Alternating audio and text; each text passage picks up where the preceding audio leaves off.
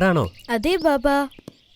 നല്ല കാര്യം. പ്രവാചകനായ ഈസാ നബി അലൈഹിസ്സലാമിന്റെ ബാക്കി കഥയാണ് ഞാനിന്ന് പറയാൻ പോകുന്നത്. ശ്രദ്ധയോടെ കേൾക്കണം.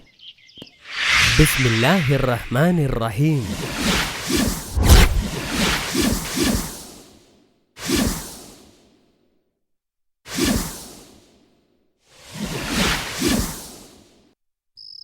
ഈസാ നബി അലൈഹിസ്സലാം തൗറാത്ത് വളരെ ആവേശത്തോടെ വായിക്കുകയാണ്. അദ്ദേഹത്തിന് അള്ളാഹുവിനോട് കടുത്ത ആരാധനയാണ്. അദ്ദേഹം തൗറാത്തിന്റെ നിയമങ്ങൾ പിൻപറ്റിയാണ് ജീവിക്കുന്നത്. സബത്തിന്റെ ദിവസം അദ്ദേഹം പ്രാർത്ഥനാലയത്തിലേക്ക് പോവുകയായിരുന്നു. പ്രവാചകൻ മൂസ അലൈഹിസ്സലാം ശനിയാഴ്ച ദിവസങ്ങളിൽ പള്ളിയിൽ വന്ന് അള്ളാഹുവിനെ ആരാധിക്കുവാൻ നിർദ്ദേശിച്ചിരുന്നു.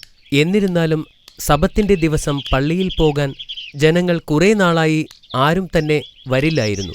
പുരോഹിതന്മാർ നൂറുകണക്കിന് കാര്യങ്ങൾ നിയമവിരുദ്ധമായി ആവശ്യപ്പെട്ടിരുന്നതുകൊണ്ടാണ് ഇത്. ഒന്ന് സങ്കൽപ്പിക്കുക, മരിക്കാൻ കിടക്കുന്ന ഒരു രോഗി ഒരു വൈദ്യനെ വിളിക്കുന്നത് നിയമവിരുദ്ധമായി കണക്കാക്കി. രോഗി കഴിക്കുന്നതും കുടിക്കുന്നതും മുടി വൃത്തിയാക്കുന്നതുമെല്ലാം പാപമായി കണക്കാക്കി. പക്ഷേ പ്രവാചകൻ അവരുടെ നിയമങ്ങൾ പാലിച്ചില്ല. വിശക്കുന്ന ഒരു കുട്ടിക്ക് അദ്ദേഹം ഒരു പഴം പറിച്ചു നൽകി. ഇത് കണ്ട് പുരോഹിതന്മാർ ദേഷ്യം കൊണ്ട് മുഖം ചുളിച്ചു. വൃദ്ധയായ ഒരു സ്ത്രീക്ക് തണുപ്പിൽ നിന്ന് രക്ഷ നേടാൻ അദ്ദേഹം തീ കത്തിച്ചു കൊടുത്തു. ഇത് സബത്ത് നിയമത്തിന്റെ ലംഘനമായി കണക്കാക്കപ്പെട്ടിരുന്നു. ഒടുവിൽ പ്രവാചകൻ ആരാധനാലയത്തിൽ എത്തിയപ്പോൾ അമ്പരന്നു പോയി. 25,000-ത്തിലധികം പുരോഹിതന്മാർ അതിനകത്തുണ്ടായിരുന്നു. എല്ലാവരും ആരാധനാലയത്തിൽ നിന്ന് മാത്രം സമ്പാദിച്ച് ജീവിക്കുന്നവർ. സന്ദർശകരെക്കാളും കൂടുതൽ പുരോഹിതന്മാരാണെന്നറിഞ്ഞപ്പോൾ പ്രവാചകൻ അത്ഭുതപ്പെട്ടു. അവിടമാകെ ആടുകളെക്കൊണ്ടും പ്രാവുകളെക്കൊണ്ടും നിറഞ്ഞിരുന്നു. യാഗമർപ്പിക്കുന്നതിനു വേണ്ടി ജനങ്ങൾക്ക് വിൽക്കാൻ വച്ചിരിക്കുന്നവയായിരുന്നു അത്. ആരാധനാലയത്തിനകത്തുള്ള ഓരോ പടിയും സന്ദർശകരുടെ പണം ചിലവിട്ടാണ് ഉണ്ടാക്കിയിരുന്നത്. പുരോഹിതന്മാർ പണത്തെയല്ലാതെ മറ്റൊന്നിനെയുമല്ല ആരാധിച്ചിരുന്നതെന്ന് മനസ്സിലായപ്പോൾ പ്രവാചകന് ദുഃഖം തോന്നി. പുരോഹിതന്മാർ ഒരു ചന്തയിലെന്ന പോലെയാണ് പ്രവർത്തിച്ചിരുന്നത്. പാവപ്പെട്ട ആളുകൾക്ക് പ്രാവിൻ്റെയും ആടുകളുടെയും വില താങ്ങാൻ കഴിയാതെ ഓടിപ്പോകുന്നതും പ്രവാചകൻ കണ്ടു.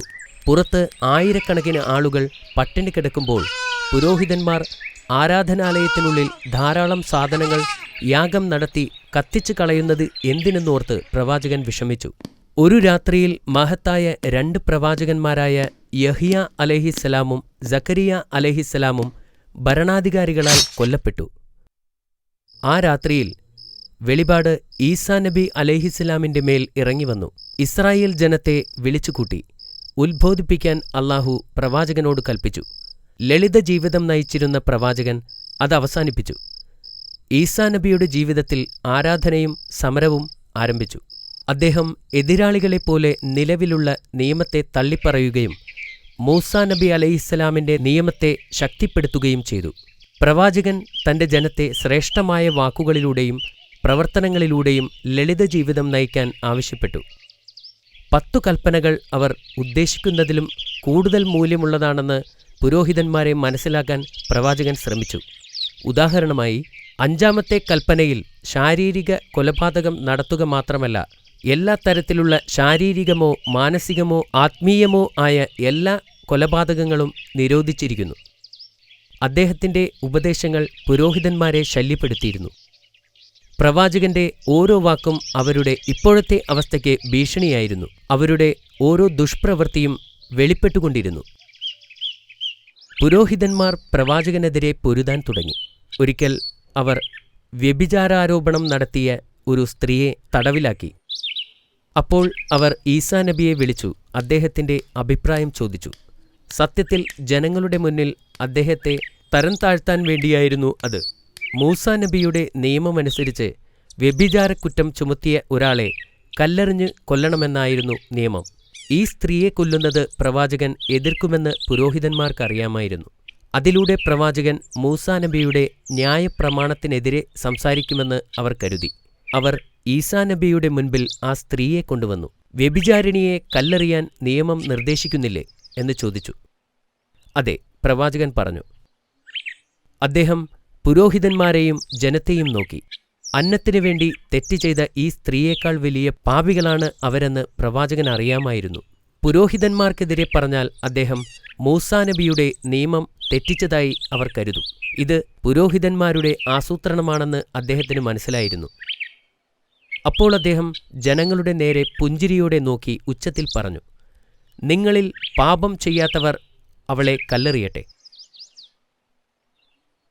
ഇത് കേട്ടപ്പോൾ പുരോഹിതന്മാർ അത്ഭുതപ്പെട്ടു. ചുറ്റും നിൽക്കുന്ന ആളുകൾ ഒന്നും മിണ്ടുന്നില്ല. ആരും അവളെ കല്ലെറിയാൻ ധൈര്യപ്പെട്ടില്ല. അവർ എല്ലാവരും പാപികളായിരുന്നു. ആർക്കും യോഗ്യതയില്ലായിരുന്നു. കാരണം ഒരു മനുഷ്യനും ഒരു പാപിയെ വധിക്കാനാവില്ല. പരമകാരുണ്യവാനായ അള്ളാഹുവിന് മാത്രമാണ് അതിനധികാരം. ആ ദിവസം വ്യഭിചാരക്കുറ്റത്തിൽ പ്രവാചകൻ ഒരു പുതിയ നിയമം കൊണ്ടുവന്നു. പ്രവാചകൻ അവിടെ നിന്ന് ഇറങ്ങിയപ്പോൾ ആ സ്ത്രീ അദ്ദേഹത്തെ പിന്തുടർന്നു. നബിയെ അവർ പിന്തുടരുന്നുണ്ടെന്ന് മനസ്സിലായപ്പോൾ അദ്ദേഹം അവിടെ നിന്നു. എന്നിട്ട് അവരോട് ചോദിച്ചു, എന്തിനാണ് എന്നെ പിന്തുടരുന്നത്?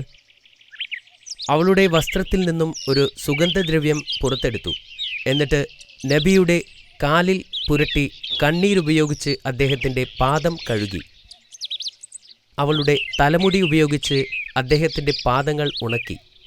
അദ്ദേഹം അവളെ പിടിച്ച് എഴുന്നേൽപ്പിച്ചു. അപ്പോൾ പ്രവാചകൻ മുകളിലേക്ക് നോക്കിക്കൊണ്ട് ഇങ്ങനെ പ്രാർത്ഥിച്ചു, എൻ്റെ നാഥ, ഇവൾ ചെയ്ത പാപം നീ ക്ഷമിക്കണമേ. പ്രവാചകൻ തൻ്റെ ജനത്തോട് കരുണ കാണിക്കാൻ തുടർച്ചയായി അള്ളാഹുവിനോട് പ്രാർത്ഥിക്കുമായിരുന്നു. മറ്റുള്ളവരോട് കരുണ കാണിക്കാനും അള്ളാഹുവിൽ വിശ്വസിക്കുവാനും അദ്ദേഹം തൻ്റെ ജനങ്ങളോട് പറയുമായിരുന്നു. ഒരിക്കൽ അദ്ദേഹം തൻ്റെ അനുയായികളോട് ഇങ്ങനെ പറഞ്ഞു, എനിക്ക് ഒന്നുമില്ലെങ്കിലും എനിക്ക് ഉണരാൻ കഴിയും. ഈ ഭൂമിയിൽ എന്നേക്കാൾ ധനികനായി മറ്റാരുമില്ല. ഒരിക്കൽ പ്രവാചകൻ നടന്നു പോകുമ്പോൾ അന്ധനും കുഷ്ഠരോഗിയും തളർവാദക്കാരനുമായ ഒരു ഭിക്ഷക്കാരൻ അതുവഴി വന്നു. അദ്ദേഹം ഇങ്ങനെ പറയുന്നത് പ്രവാചകൻ കേട്ടു, മനുഷ്യരിൽ ഭൂരിഭാഗം വരുന്ന ജനങ്ങളും അനുഭവിക്കുന്ന പ്രശ്നങ്ങളിൽ നിന്നും എന്നെ സംരക്ഷിച്ചതിന് അള്ളാഹുവിന് സ്തുതി. പ്രവാചകൻ നടത്തം നിർത്തിയിട്ട് അദ്ദേഹത്തോട് ചോദിച്ചു, നിങ്ങൾ അന്ധനും കുഷ്ഠരോഗിയും തളർവാദക്കാരനുമാണ്. ഇനി ഏതു പരീക്ഷണമാണ് നിങ്ങൾ സഹിക്കേണ്ടത്? എന്നാൽ ഭിക്ഷക്കാരൻ പറഞ്ഞു, ഒരു പരീക്ഷണത്തിൽ നിന്നും അള്ളാഹു എന്നെ രക്ഷിച്ചു, ഏറ്റവും വലിയ പരീക്ഷണത്തിൽ നിന്നും. അത് അവിശ്വാസമാണ്. ആ പാവപ്പെട്ട വൃദ്ധൻ പറയുന്നത് കേട്ട് പ്രവാചകന് സന്തോഷമായി. അദ്ദേഹം മുന്നോട്ട് നീങ്ങി ആ വൃദ്ധന്റെ തോളിൽ കൈവച്ചു. അത് ഒരു അത്ഭുതമായിരുന്നു. പ്രവാചകൻ ആ മനുഷ്യനെ സ്പർശിച്ച ഉടനെ അദ്ദേഹത്തിൻ്റെ രോഗങ്ങൾ സുഖപ്പെട്ടു. അദ്ദേഹം എഴുന്നേറ്റ് നിൽക്കാൻ തുടങ്ങി. അള്ളാഹു അദ്ദേഹത്തെ സുഖപ്പെടുത്തി. അദ്ദേഹത്തിൻ്റെ മുഖം ഇപ്പോൾ സൗന്ദര്യം കൊണ്ട് തിളങ്ങി. ആ വൃദ്ധൻ പ്രവാചകന്റെ കൂടെ കൂടാൻ അനുവാദം ചോദിച്ചു. പ്രവാചകൻ സമ്മതിച്ചു. അങ്ങനെ അയാൾ പ്രവാചകന്റെ അനുയായിയായി തീരുകയും അള്ളാഹുവിനെ ആരാധിക്കുകയും ചെയ്തു. മാഷാ അല്ലാഹ്, ഇതൊരു മഹത്തായ കഥയാണ്. കഥ ഇഷ്ടപ്പെട്ടതിൽ എനിക്ക് സന്തോഷമുണ്ട്. ബാബ ഇന്ന് ചോദ്യങ്ങളൊന്നും ചോദിക്കുന്നില്ലേ? ആ ഉണ്ട്. നീ റെഡിയാണോ? ഞാൻ റെഡിയാണ്. ശരി. സബത്തിന്റെ ദിവസം പുരോഹിതന്മാർക്ക് പ്രവാചകനോട് ദേഷ്യം തോന്നാൻ ഇടയായത് എന്തുകൊണ്ടാണ്? പ്രവാചകൻ മറ്റുള്ളവരെ സഹായിക്കുന്നത് കണ്ടിട്ടാണ് അവർക്ക് ദേഷ്യം തോന്നിയത്. ഉത്തരം ശരിയാണ് അമീർ. ആരാധനാലയത്തിൽ പ്രവേശിച്ചപ്പോൾ പ്രവാചകന് ദേഷ്യം തോന്നാൻ കാരണമെന്ത്? സന്ദർശകരെക്കാൾ കൂടുതൽ പുരോഹിതന്മാരെ നബി അവിടെ കണ്ടു. പുരോഹിതന്മാർ പണം എല്ലാവരിൽ നിന്നും ഈടാക്കിയിരുന്നു. പണമില്ലാത്തവരെ അവിടെ നിൽക്കാൻ അനുവദിക്കില്ലായിരുന്നു. അവിടം ഒരു ചന്ത പോലെയായിരുന്നു. ശരിയല്ലേ ബാബ? മാഷാ അല്ലാഹ്, അതാണ് ശരിയായ ഉത്തരം. Very good Ameer. Thank you ബാബ. ആ സ്ത്രീ പ്രവാചകനെ പിന്തുടർന്നതെന്തിനാണ്? പ്രവാചകൻ ആ സ്ത്രീയെ രക്ഷിച്ചതുകൊണ്ടായിരുന്നു പിന്തുടർന്നത്. എങ്ങനെയാണവൾ നന്ദി കാണിച്ചത്? സുഗന്ധതൈലവും കണ്ണുനീരും കൊണ്ട് അദ്ദേഹത്തിന്റെ പാദങ്ങൾ കഴുകുകയും